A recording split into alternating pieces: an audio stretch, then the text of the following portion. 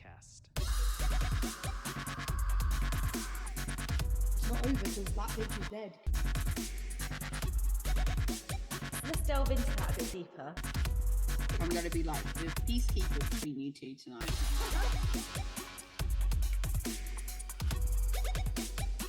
Don't fuck with the original. Yeah, don't fuck with the original.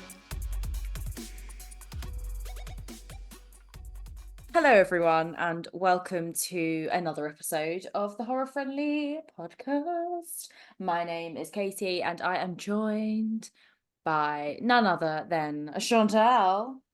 Hello, Hi. Chantelle. Hello, Katie. How are you? I'm doing all right. How are you?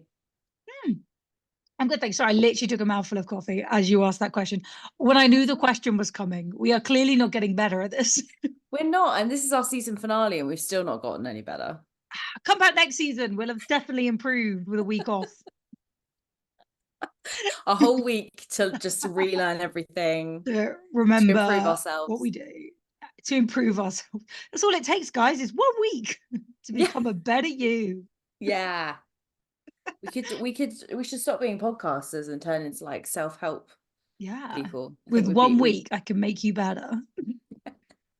With just £200 deposit. Yeah, And, then we'll give you the secret. We're not just going to give it away exactly. for free. No, I'm not giving you the secret formula. To be fair, I feel like you could do that. You could do like a retreat, come here and you'll leave better.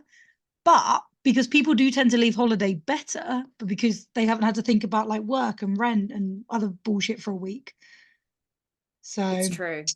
So really, we can make you better in a week. We just don't promise that it will be a prolonged change. Yeah. Just could- don't live your normal life and you'll be fine. Yeah, and then go back to being an asshole in 2 weeks. It's not our fault. Exactly. That's what we do. Yeah. Anyway, I think we've gone on a bit of a tangent here, mate. No, new business plan. Yeah. But should we cover this week's film then? Let's Go do on, it. we'll stick with the podcast for Go now. on then. Okay. So this week we decided to cover the 1982 John Carpenter's The Thing. A research team in Antarctica is hunted by a shape-shifting alien that assumes the appearance of its victims. Katie, what were your first thoughts? Oh. First thoughts. I remember loving it when I first watched it. Kind of like everyone else, I think, in the world. Yeah, absolutely loved it. I've always loved this film. When did you And, first watch it? Good question. It would have been a long time ago. Okay. It would have been one of those ones when I started getting into horror. Right. It was one I really kind of wanted to watch pretty early on. Mm. Just because I'd heard it was amazing. And then after I'd watched Halloween, it's obviously directed by John Carpenter, it kind of made me want to look into his films a little bit more. So yeah, I don't remember exactly when I watched this, but it would have been when I was like properly getting into horror. So a lot younger. But I hadn't seen it in so long, so it was really fun to like rewatch it again. That seems to sort of be a pattern with me at the moment. It's that like I'd watched it like 15 years ago and I haven't watched it since. And it was the same with this one. I just hadn't seen it in ages. And I always see it on like lists with like, I mean, it's considered one of like the greatest horror films of all time, but like it's always like, because obviously we have a horror platform, I always see it like on our socials, and it's just so funny that we haven't covered it until now. But yeah, what did you think anyway? So Oh my god, she's gonna hate it. I was gonna say, there is you being like, I loved it like everyone else in the world. Oh fuck. I watched it and actually I realized I hadn't watched it before. Again, sci-fi horror's never really been my thing, which I went into this though, well, like I'm gonna love it, because even though sci-fi horror isn't my thing, every time we've covered a sci-fi horror, I've loved it more than I thought I would. But I can't. It just went on and on and on. And it was, to me, it was just a bunch of guys in the snow pointing the finger, pointing the blame, scene for like 5 scenes in a row. And I know that's to build the tension, and the whole point is who did it. But it got to a point I didn't give a shit, because I was like, just why are we still going on? And I feel bad because I went into this thinking I was going to love it, and I just didn't. And I think the problem is now everyone's listening going to just hang up right now and be like, fuck you, it's a great film. But I did Google it. And one of the first, I literally typed in the thing to try and get some information. And one of the first like Google automated questions is, why did the thing flop? So actually, when this was released in 1982, it had negative. This is a quote. I can't see from what web. Oh, from Wiki. Negative reviews that described it as instant junk and a wretched excess. So critics both praised the special effects achievements and criticized their visual repulsiveness, while others found the characterization poorly realized. So this is the thing. I loved the SFX. Some of it was a bit, I don't know, a little bit. I can't figure the right word, but it was just, you know what I mean? It was the 80s, so it's forgivable. But I don't know. And but everything I looked up was, greatest film ever. This is the greatest film ever. And I'm like, did I miss something? Did I watch the wrong film? I was really, I mean, I don't know how much you have on it. We'll obviously cover that later, but I was really excited to hear your take on the SFX in this film, because I think that's one of the best things in this film. Like, to me, I think, I know it's obviously aged, but it's still, I'm sort of going to contradict myself by saying this, but it still is good. It's still so effective and still like really disgusting to me. Yeah, it is. I think there's parts where you can see that it's fake, but again, I also don't know. So, for example, when they go to the Norwegian camp and they see the guy who slit his throat and his wrist, but when you see that, like the blood just looked really fake. But I also don't know what blood looks like in -40. So I don't know if they'd kind of done that research and done it deliberately, or I don't know, but and again, like, because some of it was like dripping, but obviously it had frozen kind of out of the guy's arm. To me, it looked a bit fake, but I also know what they were trying to do because it was like a frozen environment. And at that point, I just thought it looked a little bit plastic. But then you've got other bits, the fucking dogs, and like the explosion. That was, oh my, there was so much that was so good. And then there was just, which is why I can forgive the not as good, because I also don't know if it was because it was in snow and what blood looks like when it freezes. Maybe they got it spot on. So I don't know. So in terms of like your criticisms of it, are you saying that it was too long, or that it took too long to get into?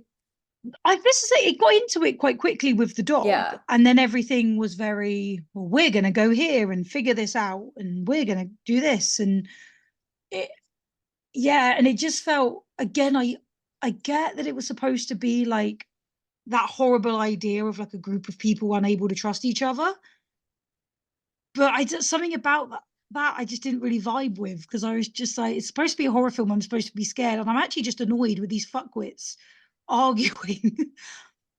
And I'm like, if I was in the situation, I would be arguing with my comrades or whatever, because it'd be like, oh, who's the killer? Like, who's the thing?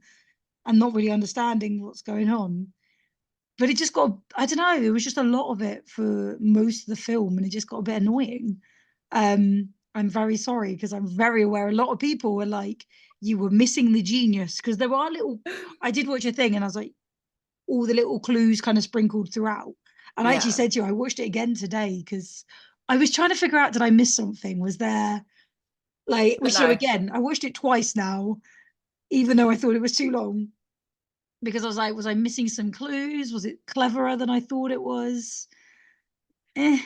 Yeah, so to disagree with you, I think that absolutely, I think that the space between things happening to me is really effective, because you kind of you're more shocked, I think, when they do happen.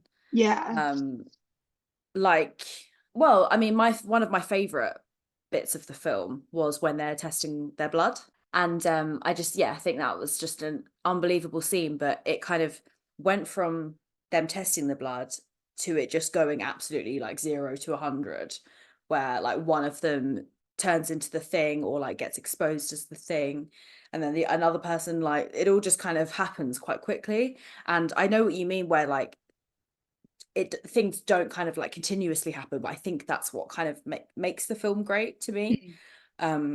So I mean, the blood scene I just thought was so good and kind of funny in some ways, because like when the blood's being tested, each guy's like, let me out then, let me out, like let me out of this fucking chair, and then there's just a cut to like him holding the what was it, the they literally say at the beginning, flamethrower.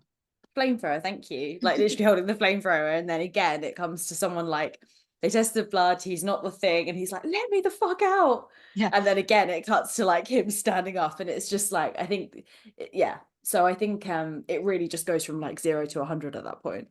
And this thing, so the blood testing scene I actually really liked, and it's when I'm gonna get all their names wrong. Windows. So Yeah. it's when Windows, his blood's getting tested. He looks fucking terrified, because I think again, the thing is so misunderstood. He's like, "Am I the thing?" And I think that was for me really cool, that they kind of showed that you would actually start questioning yourself. Yeah. But 100%. great, the blood scene was great. However, we'd already talked about the blood scene like 3 times, and they tried to do the blood like twice. At this point is why I was like, just do the fucking blood, just test the. And again, for me, I was like, the blood scene was great, but why did we have to talk about it for half an hour? Why did we have to? Can you tell I'm a nightmare at work when I'm like, just do the fucking work? Like, we don't need 3 meetings about it. We don't need a meeting about the email. Jesus Christ, just send the fucking, like, I'm that person at work. So with this, I was like, I understand that the blood bags were gone and all that, but again, there's other ways to get blood out of people, which they figured out in the end. Just cut the thumb.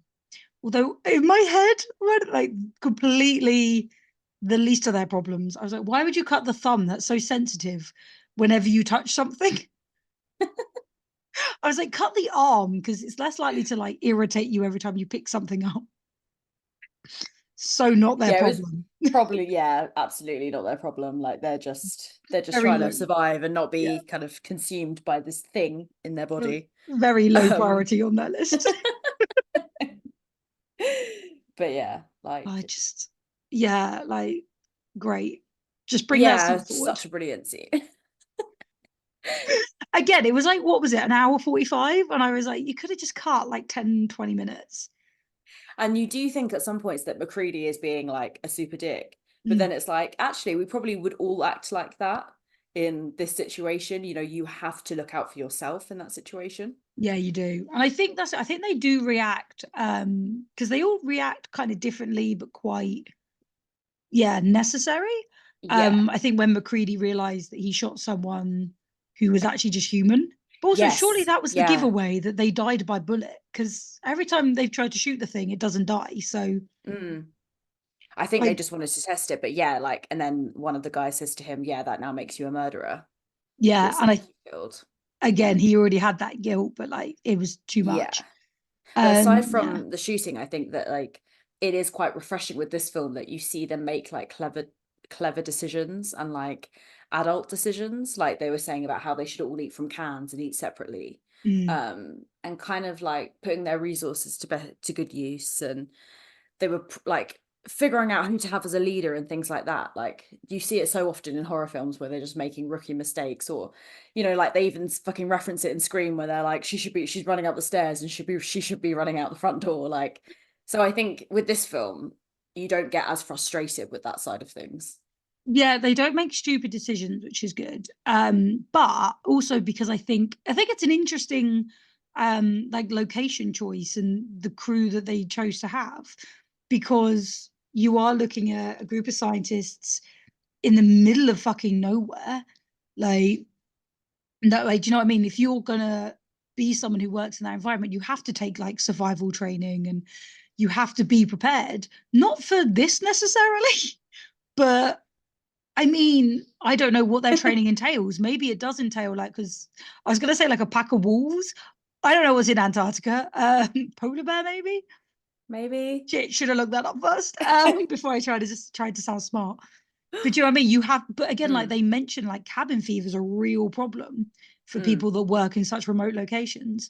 So they are trained, which I think shows when they are making when they're doing decision making. because they're not fucking around and, well, let's just run away then. Like, but then there are other things where, like, who was the guy, it burst out of his stomach and then he became like a crawling head? I believe it was Norris. Okay. So we're going to go with Norris. Even if it wasn't, everyone knows who I mean just Norris. from that scene. Yes. That head crawling, one of the coolest things in any horror Unbelievable. film. I will give it that. But it's when he's like, just wait a minute. I was like, stomp on the fucking head. Like, in my head, I was like, just fucking stomp. And again, it's those decisions. And I'm like, I know they set it on fire once it became like a spider, but just set it on fire while it's a head. Like, at that point, I was like, come on, quicker decisions, guys. Oh, it just made me so itchy, like seeing the head walking along. And then you thought, if you had not seen it before, you were like, oh shit, is it going to get away? And then it's just walking, and then they all just turn and look at it. Yeah. Like, they're like, oh my God. What the fuck? Yeah. And then, yeah. Oh. But yeah, they should have stomped on it before it grew legs. Like, yeah. Very true.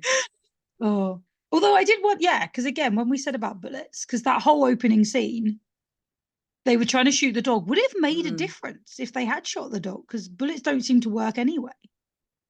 No, maybe it would have just put it down, like, Slowed temporarily. But yeah, maybe it would have slowed it, and then they'd have thrown one of the grenades, I suppose. Yeah, Because something like that. At first, I thought the dog was with them, and they were like training it, and he was shooting to direct it. Because he had such a terrible shot, I thought he was missing on purpose. So, are you missing on purpose, or are you just bad at this? I was like, clearly he's just trying to get the dog to go left and right. So he's scared, like he's controlling the dog. No, sweetie. No. He was aiming for he was actually trying to aim. Yeah, no, he was trying to kill the dog. He was actually trying his best. That's what's slightly scary. Yeah. He was on his game, in his A game. But this is it, I suppose, when you have people in that environment, I mean, you look at some of their job roles, you've got a helicopter pilot, a senior biologist, the cook, assistant mechanic. None of their job roles necessarily mean really good with a gun. No, very true. So he could have been the cook. He could have been their dog handler. Like, so he could have been the radio operator. So maybe he'd never held a gun before, in which case I apologize, Mr. Norwegian. But you really did have a terrible shot. Yeah. Tell slagging you off right now, mate. I am. I'm also going to slag off the guy that tried to throw a grenade and threw it over his shoulder. Like, yes. What the fuck? Yeah, that wasn't the one, was it? I mean, although I love, man. Had he not thrown it over his shoulder, he would have just thrown it at the group, the American group. Yeah. And they were all just stood in a semicircle. Like, the whole film would have just been much shorter. Yeah, it was funny, like, seeing all the Americans just look at this and just being like, what the fuck is happening right now? Like, because they don't know why they're shooting at this dog, and like they haven't got a clue, so they're just kind of like calmly watching as this happens. Yeah. This is because thought I had seen this before, actually, because I'd seen that opening scene because somebody had said to me, and I think this is like common knowledge now, but I'm going to say it anyway. When that Norwegian guy is shouting at them in Norwegian, he's saying the plot of the film. Really? Did you know this? No. Oh, did you not? Okay, cool. Maybe it's not as well known as I thought. Oh, well, yeah, just because I don't know it. Just because you don't. Well, you know everything horror. I don't. I definitely don't. I can't tell you the exact translation off the top of my head, but it is something like, what are you doing? Get away from that dog. That dog's not a dog, it's a thing. He literally says it's this thing, it's evil, rah, rah. So he is basically explaining the plot of the film, which means if you speak Norwegian and you were in the cinema, you that was given away very quickly, which is quite cool. But yeah, I love it when they sneak shit like that in films. Yeah. So you realize the plot was actually given away in the first 30 seconds.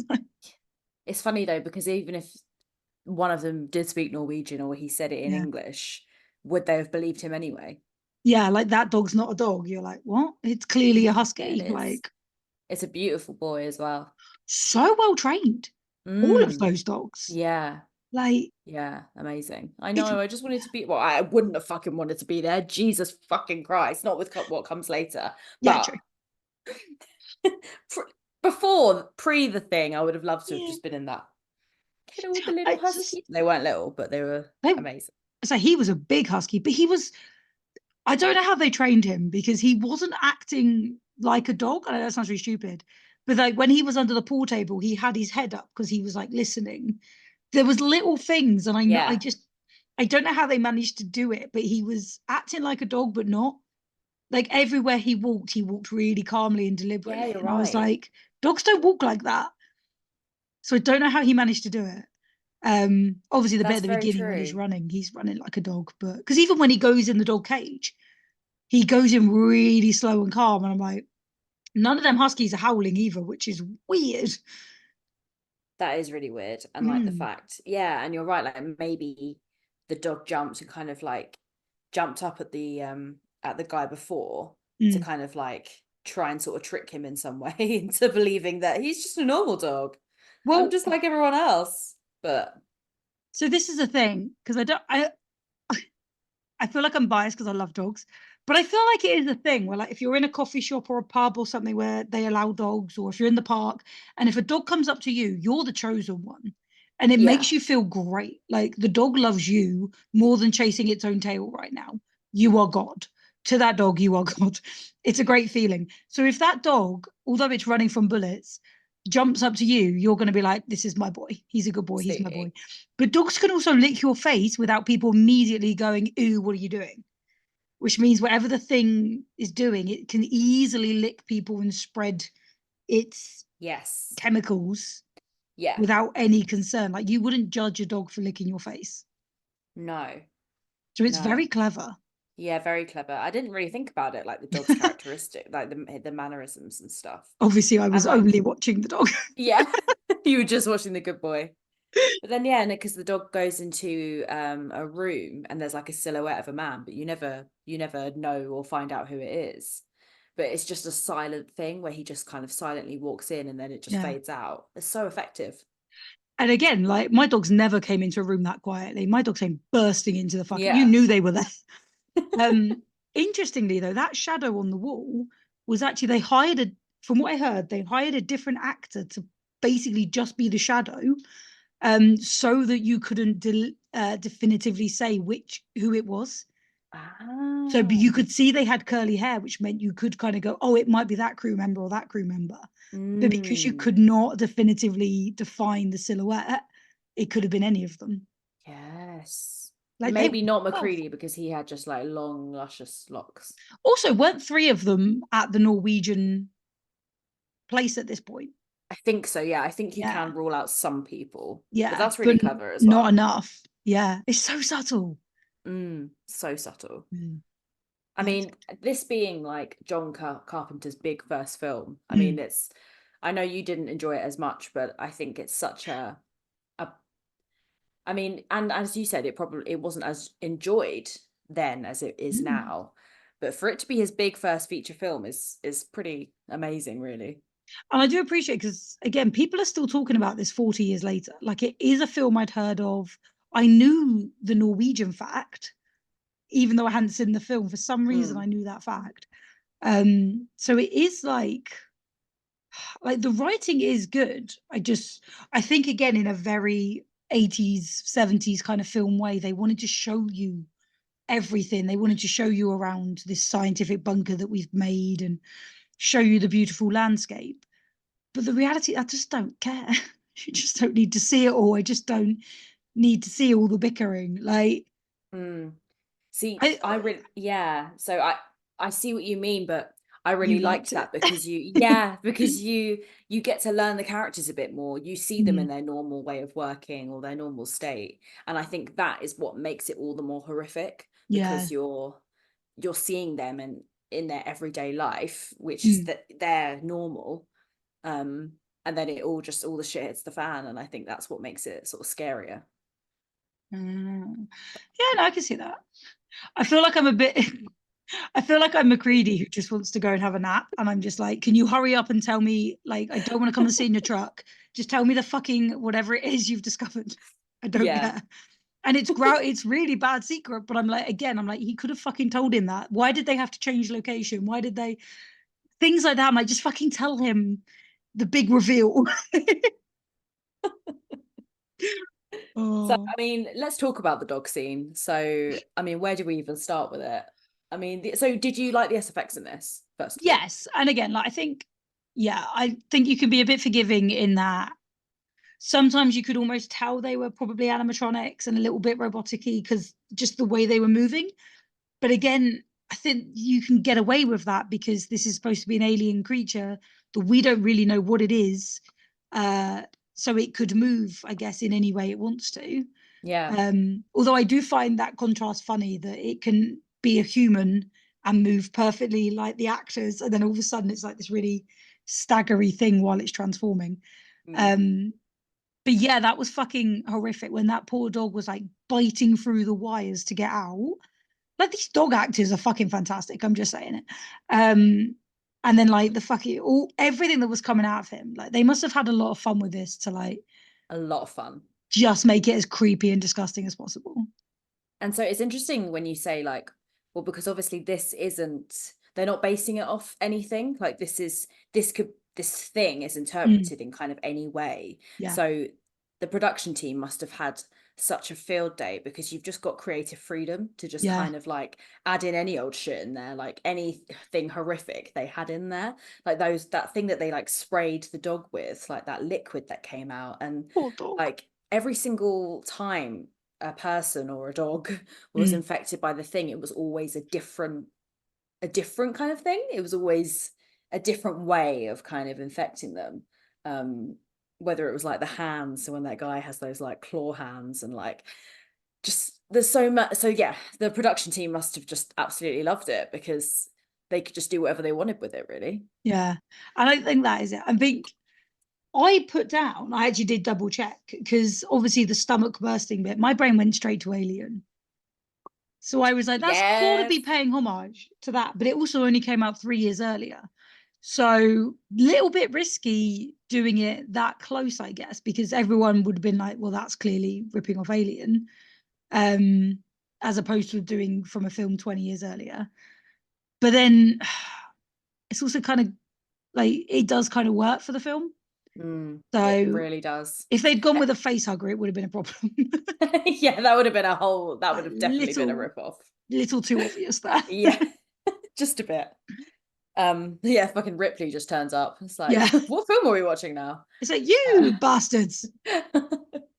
Wrong film, guys. But yeah, that this chest compression scene is again, it just, when you see his chest open up and just his hands just disappear, it's just genius cinema. No, it's really fun good. So the chest chomp scene, as they call it, where Dr. Cooper attempts to revive, doesn't say arrive, Norris, with the defib. Obviously his chest bursts open, and then that was all like mechanical and ready to chomp down. So the way they did that, which you said you really loved, with his arms getting ripped off. So the way they did that, they had false arms and they hired a double amputee. So he could put the arms, the false arms are attached to him. So when he put his arms into the body and they got pulled off, it actually was like they could be removed because they were just attached to someone who was a double amputee. And then the arms were filled with wax bones, rubber veins, and jello, so that it would all go and be disgusting in the stomach mouth. That is so cool. Which is really cool, isn't it? I was like, that's why the effects look so good, is because they were basically done as realistic as they could be. Yeah, that's amazing. There is a lot on the SFX for this one, so either I'm going to nerd out, or if I miss loads, go and do the research because it's really interesting. There's a shit ton on her. Hey, nerd out, go for it. Nerd out. What this podcast is all about. No, I love that everything as well was like green, which you instinctively kind of associate with Alien. This is the thing. I think it was only because McCready said like, oh, it's from outer space or whatever. There was nothing to actually confirm that it was like an alien species. No. We're all just assuming it is. Yeah. So yeah, 100%. Yeah, it could have been from Earth. It could have just been. It could have been a fucking prehistoric creature, but because they hadn't seen it before, they were associating it with space. I suppose the spaceship was a bit of a giveaway. Well, I think like I think again that's kind of what makes this film so good, is that it is a sci-fi film, and Mm. a lot of people kind of insinuate it as some sort of life form, some alien life form, extraterrestrial thing. Um, but it's not fully explained that if it is that or not, as you've quite rightly said. So even if you're like not into sort of sci-fi or kind of aliens or anything like that, like it's still horrific because you Mm. don't quite know what it is. So if you're like, oh, it's an alien film, I'm not going to like that, still give it a chance, because it's not necessarily an alien film. Like you Yeah. don't know what the fuck it is. So if anyone's ever like, don't know about that, I'm not really into kind of like sci-fi horror, like watch it, because it's well, Tell isn't a good example because she doesn't like sci-fi horror and wasn't a fan of this, but still Again, give it a chance, still give it a chance, because it's, in my opinion, just a gem of a horror film. But this is what this is all about: different yeah. opinions, different views. I do see why it stays with people, because obviously at the end, obviously they're still a bit unknown. I just, yeah, I don't know, something about the middle where I'm like, just speed it up a little. Um Maybe again, I think that's just me. I have a terrible attention span, so I completely understand why I may be on my own there. But oh, I feel, because this is the thing, the scenes that were good were really good. I just didn't care about the filler stuff. Mm. Oh god, I sound like such a bitch. You go make a movie, Chantelle. Let's see how good yours is. No, this is a podcast. This is what it's for. You No, got to I know. critique this stuff. This is what we're doing. I know. It's I feel totally fair. and I think that was the thing. I literally was like, I have to watch this again because everyone says it's such a great film, it's the best film ever, and I'm just like, I just don't get it. So if you're one of those people who's like, this is my absolute favorite film, please explain to me why. What have I missed? And that's not me That's being what we're like, doing now. well, yeah, it's true. But I'm just like, I want to know what I've missed. What is it? Kurt Russell. Well, should we talk about Kurt Russell, Katie? I would absolutely love nothing more. I sent Chantelle a questionable WhatsApp the other day at quite an inappropriate moment, but I didn't know that at the time. So I've seen this film a few times, but only this time had I really appreciated the beauty of Kurt Russell. And I've always thought Kurt Russell was a handsome man, but in other films that I've seen him in. But yeah, he just hit different this time. Love a bit. 1982 Kurt Russell. Slide into my DMs. You love a bit of a hairy berry.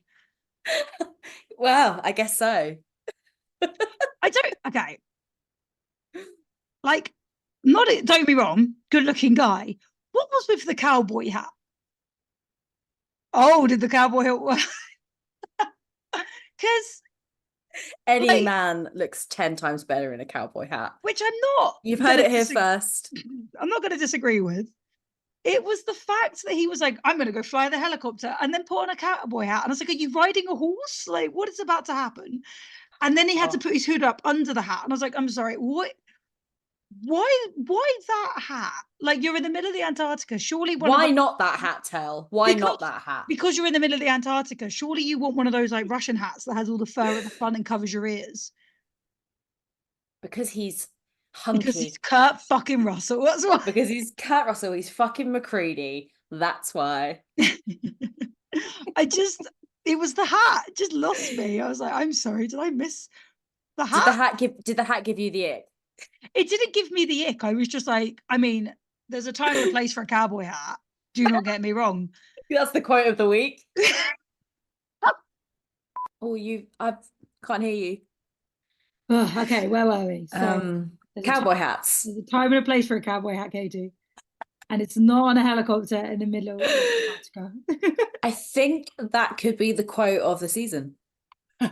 Of the season. Oh, high praise. Yeah, of the season.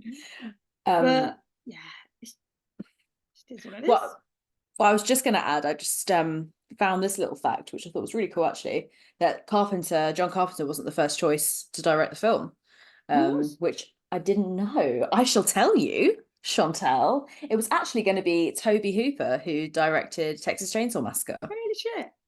Yeah. But yeah, he put some he did some drafts of a screenplay, and the studio didn't like it. So they were like, nope, back to Carpenter. Wow. Yeah. So we could have had a possibly very different film. But I don't know, like, would it have been much darker? Would it have been? I'd Because I love to feel like, find out like what he yeah, was planning to do with the film. how dark was it that they went, no, no, no. Hmm. Then Leatherface comes along.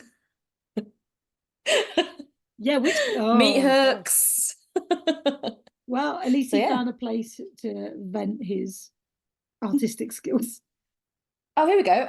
There's a list. I can tell you. Oh, So it's very different. So this is from all the right movies I'm getting this from. So some of the main differences were the alien in Hooper's version did not shapeshift or assimilate hosts. It just ate them. oh. So just kind of straight to the fucking point, which maybe you would have preferred that. I don't know why that made me laugh so much. Just ate them. Just ate them, no big deal.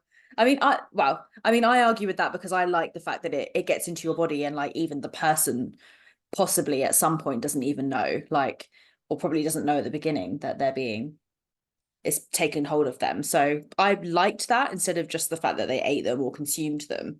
I preferred that it was a bit more. The main Yeah. character was called the Captain, and the film was about his obsessive mission to find and kill the thing. Oh. Hmm. And Hooper wanted his film to be a horror comedy with lots of slapstick humor. Apparently, there was a scene where a character gets caught by the thing after literally slipping on a banana skin. Oh no. Oh, Toby. Oh, Toby. Lawrence Truman, the producer, said it would have been one of the worst films ever made.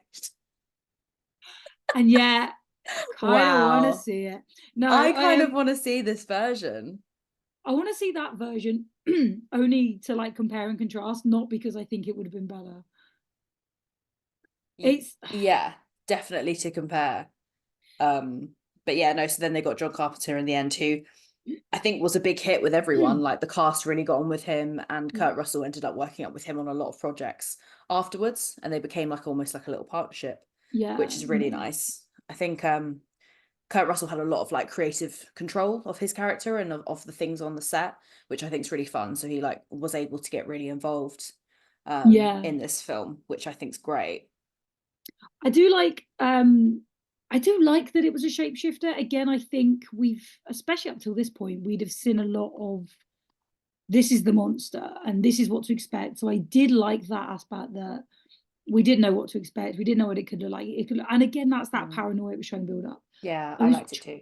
yeah, and I did actually see it was Carpenter said what I didn't want to end up with in this movie was a guy in a suit. I grew up as a kid watching science fiction monster movies, and it was always a guy in a suit. So Nice. I get that, and I get the actually let's try something different. Let's try something else. And Because then it yeah, it can come it can come off really, really well, a guy in a yeah, suit, but sometimes you can get it really wrong. So I understand that. yeah, and it was so they keep calling them Bottin. Um, but I can't see their first name. So it just says the special effects were largely designed by Bottin. So I really want to know if that is that a fucking company? Like why? I don't know. And I lost it already. But it was Bottin that suggested making the creature's violent transformations and the appearance of the internal organs more realistic using colours. So this is where I said like there was very red, but I wonder if that was intentional.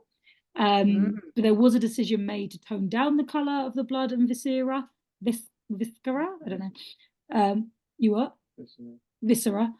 Although much of the filming had been completed at that point, so that would put it in post.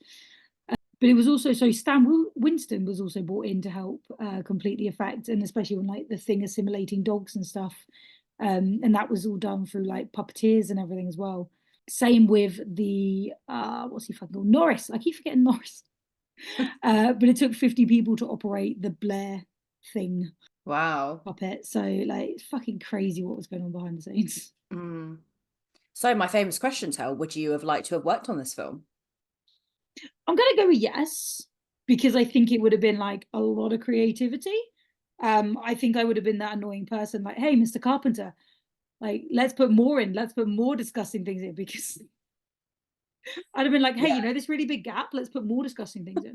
Uh, I'd love to there. I did see where apparently they made it so that if everyone was in a group, you could actually tell who, if anyone was the thing, because you know, like when they do a close up on an actor, you can see like a glint in their eye. They didn't have that. If someone was the thing, so in the blood scene, I was gonna say sunglasses, that's not his nickname. Windows. Yeah, it was It Windows. was a Windows. Apparently he was called Windows because he was always wearing sunglasses. That's why it was in my head. But he didn't have a glint in his eye, which was the giveaway. So again, like little That's things very like cool. yeah, little things like that. But I'd have liked to, I don't know, find a way to put another clue in there, maybe. But again, that's just me overthinking it. So what did you think of the ending? So I think I was again, there's me being like, oh, it's such a long film. When it suddenly ended, I was like, that was the end, because We can't win with you, we Tal. can't fucking win. No, but there wasn't a conclusion, which I do kind of like, and I get that that's why this film is still talked about. Again, I was watching a thing where it was like, oh, the ending explained, or the ending, like their theory on it, and the whole idea that obviously trying to figure out, was either of them the thing, was the thing still there, but apparently it was all set up because there was supposed to be a second one, and I know there later on there was a prequel, but it was all set up that it could lead on so that the thing hadn't completely disappeared. So I quite like the theory that Charles was the thing, and that's why he says something like, well, shall we go, like, go look for help or go get help or something? And then Macready's like, no, we should stay here and wait and see. And then as well, he takes the drink from the bottle. And as you said earlier, they weren't supposed to be sharing things. So that little smirk from Macready is almost like, fuck. Yeah, yeah, well, fuck. Yeah, well, bollocks. But I also don't know for sure. I don't know for sure. No. Well, there's a yeah. theory that you can't see Charles's breath when he's talking, but you can Yes. see Macready's. Mm. So that's another indicator that Charles is the thing. Yeah, it's very subtle, something like that. Again, like his eyes don't glint, but again, it was filming at night. It would have been really hard to kind of get that glint in there. So also, Yeah. but he also left his post. I think he is. I think he's the thing. I think he is too. Yeah. But no, I agree. I loved that ambiguous ending because yeah, it literally is just a well fuck moment. It's just like, okay, well, this is what's happening. Yeah. And it's just, why don't we just sit here for a minute and see what happens? Yeah. And just the way it ends like that, I just think is fucking genius.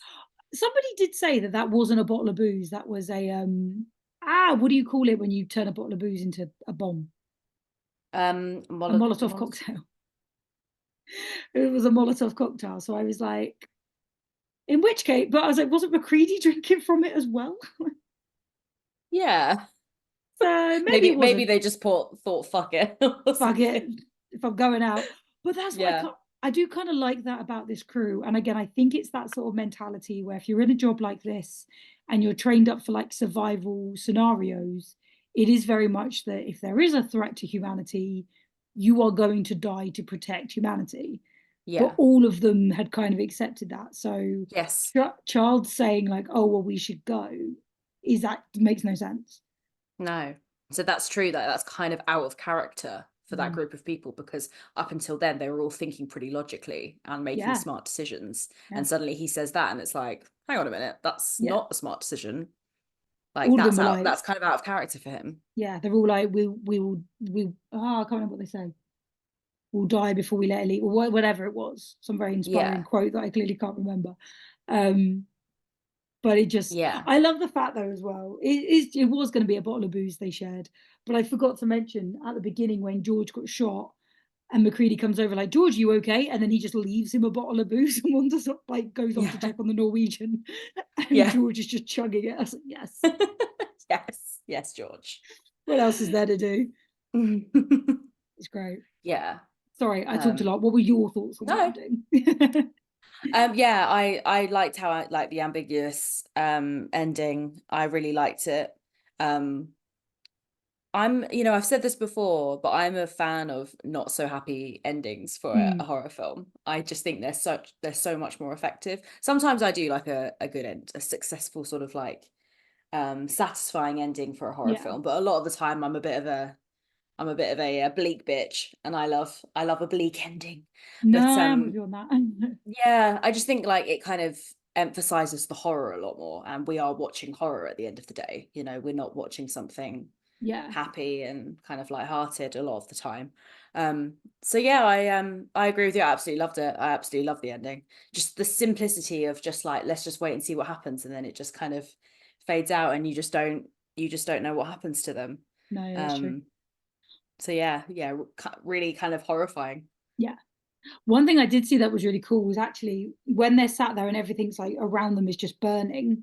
So that took, I think it said 8 hours to set up because of how cold it was. It took like 8 hours Shit. to kind of get everything like lit. But once everything was burnt down, Carpenter then went back and then they filmed the scenes from like the Norwegian camp. So they used the same science. They built like one science place, and then once it was all burnt down and destroyed, they used that as the base for the Norwegian kind of remains, which I thought was quite clever. That was very well planned. I think That's rather very than cool. destroying two things.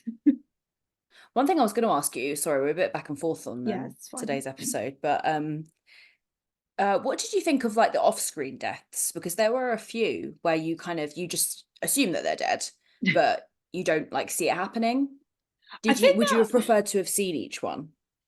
Yeah, and I think that was maybe part of my like boredom. I was like, so many people were dying, and actually they were all just fighting, and they're like, oh well, it's you, it's you, it's you. And I was like, but we haven't, even as the audience, we don't know what's going on. So we haven't seen any of these deaths. So I think as a like who did it, but again, I understand why people like it as a film because it kind of teases the audience as well. But I wanted to see more of the gore. Yeah, I'd have preferred a few more deaths. Something to break up those gaps. I think would have been really cool. I did find what was interesting when I said as well about the puppets. I assumed and again, we say this always happens where we get all our research done and then the fucking thing comes up at the last second. I said about those puppets. So obviously, when they were acting in that, they were looking at them. They weren't. The puppets were kind of done later. So actually, they were having to describe to the actors what they were looking at. So they were like, okay, so you're looking at this horrifying thing, and they had to react accordingly. So that like 50-person, because I suppose that does make sense because they would be doing it does make close-ups. sense. So yeah, they just hadn't occurred to me until I saw that line. And that is interesting. I will have to kind of somewhat agree with you on the kills though. I think I would have liked to have seen a few more just because I absolutely love the SFX in this and just the whole look of the film. So I would have liked to have seen a bit more of that.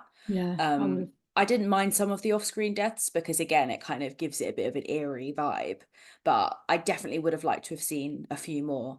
I do agree with that. I think because the SFX was so good, they could just, maybe it was to do with budget, I don't know, but I just feel like they could have ramped it up a little bit. Yeah, I think that's pretty much it. So I just wanted to see more. Wanted to see more gore. But what we did see was unbelievable, so it just left us wanting more. Yeah, no, definitely. I will say as well, so Keith David, who played, and I've just said his bloody name, Charles,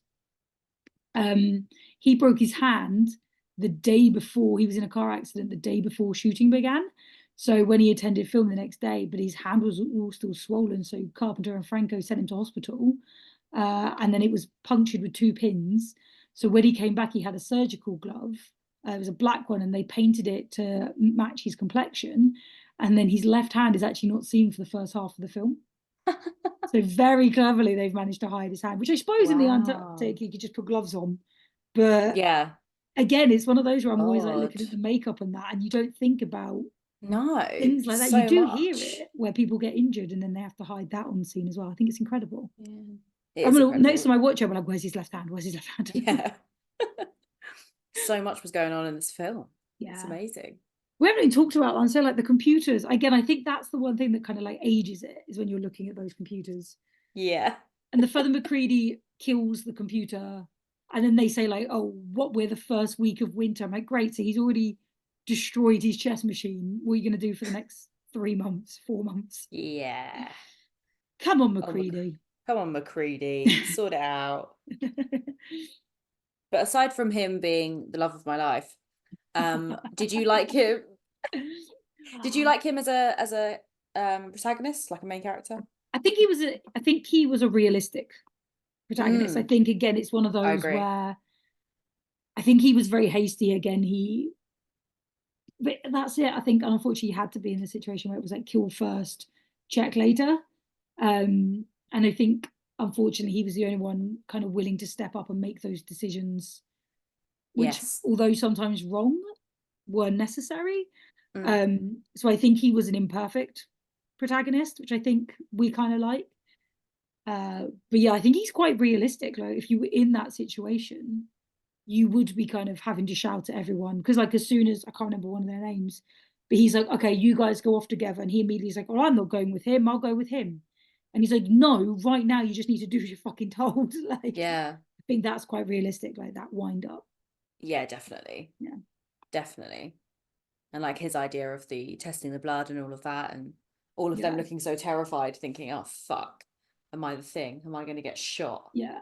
And I think that's part of it Yeah. as well. Is like they were trying to think of ways to figure out who was the thing, rather than just constantly trying to run from it. Like they were trying to find ways to uncover, which I thought was quite clever.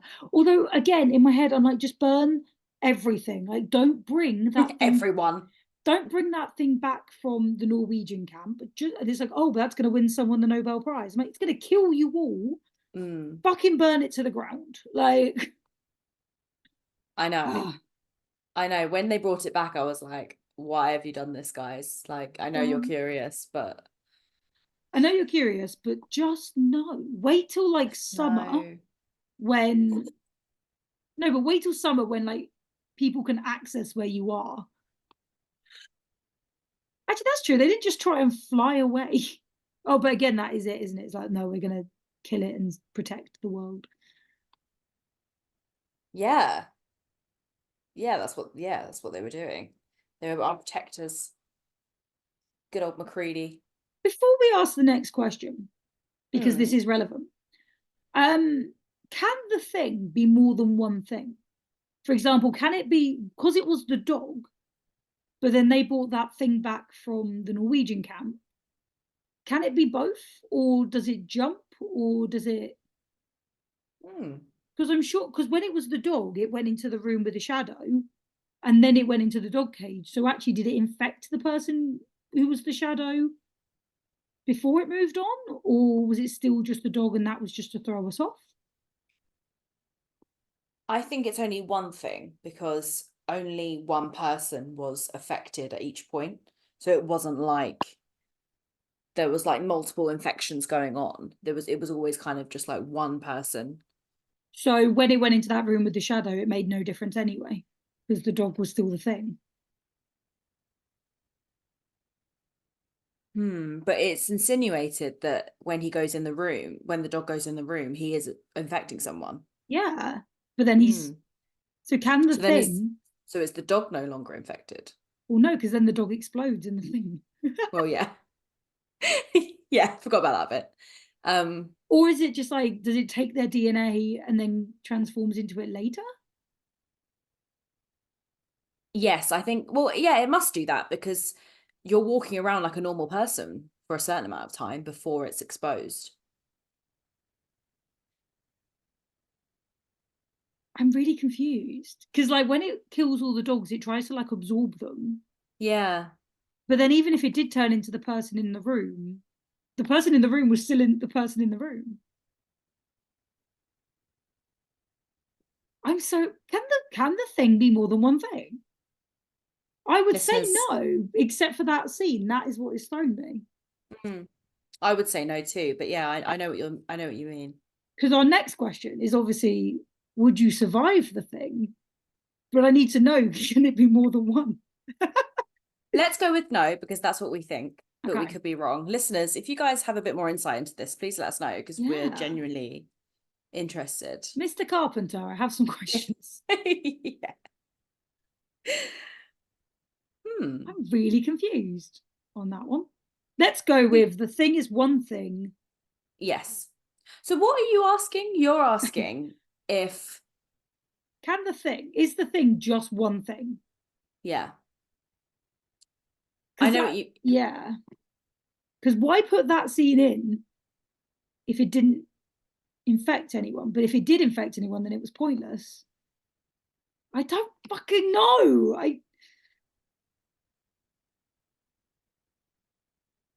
Because once it was in the dog cage and it transforms and absorbs the other dogs, and then it talks about, Yeah. like, as the science guy talks about it absorbing things. Because when it's like just a bloody mass on, because that's the other thing, actually, it was like a bloody mass on the table and it came back to life. The one from the Norwegian camp, and the dog was there. So actually, it's two things. Unless that thing had a brother, I don't know fucking know. Yeah. Okay, I see what you mean. Listeners, help us out. But for the sake of would we survive? Would we survive? One thing. Yeah. This is a really hard one to answer because you just don't know. Because no one, it's not like a slasher where you're like, no, I'd make better decisions, I do this, I do that. Because all of them were making good decisions and that didn't help your situation. No, it's being smart made no difference really. It probably kept them alive for a bit longer, but it eventually. So I'm gonna say no because I think it's just so unpredictable that I think it kind of gets them all eventually. What about you? I'm gonna say no. One, because it comes in as a dog and I'm fucked because I'll immediately be like, who's a good boy? I'll be the fucker with the dog in my bedroom. I'll be like, yeah, you can sleep in here. That's fine. It's my new best friend. My new best friend. What's the problem? I'm here for several months. I don't want to talk to any of you dickheads. I'll talk to the dog. But also, even if someone else like took the dog away, or even if it came in as a cat and I wasn't interested, one, as we've said, they've all been trained that we are gonna protect humanity from any threat we find up here. So they're all under the mentality that they're going to die protecting whatever is going on. And also, even if you do survive, like the two at the end, they're just going to freeze to death. So actually, it's very hard to survive, I think. Yeah, trying to survive this is a nightmare. Like it's just not going to happen. I bet Charlie would find a way. I could fly the helicopter. But again, that would be because Charlie would not see our argument of yes, but they've all been trained to die in this scenario. Which unfortunately is just true. There's a character called Fucks. The assistant biologist, Joel Polly, as Fucks. Fuchs. That's amazing. I just saw that. Very sorry, got distracted. That's all good. That's all good. Okay, right. I'm quite interested in this now. So, Chantelle, for our season finale, this will be the last time probably for like a few days. I'm saying it as if we're going on like a year break. I know, yeah, we'll be back very soon. Yeah, we'll be back very soon. But the last time of this season, and actually, I'm gonna quickly say that I've really enjoyed this season, and we've done some absolute banging films, and we're so excited with all these new followers that we've had, and all this like recognition and everything. Been really grateful, and it's been an awesome season. Yeah, well said. We did screw ourselves a little bit because we picked some really good films this season. Because every time I was like, oh my god, our scores are always like really high. I know. So, we've got to get some stinkers in there, haven't we? Yeah, we need some more Sharknadoes. Guys, if you have any recommendations or anything, we'd love to hear your ideas. Shit films. What do you like? Do you like us doing kind of sequels? Me and Tel were talking earlier about kind of covering films that we haven't necessarily neither of us have necessarily watched before. So yeah, just give us a shout if there's anything you want us to specifically cover, because we're all ears.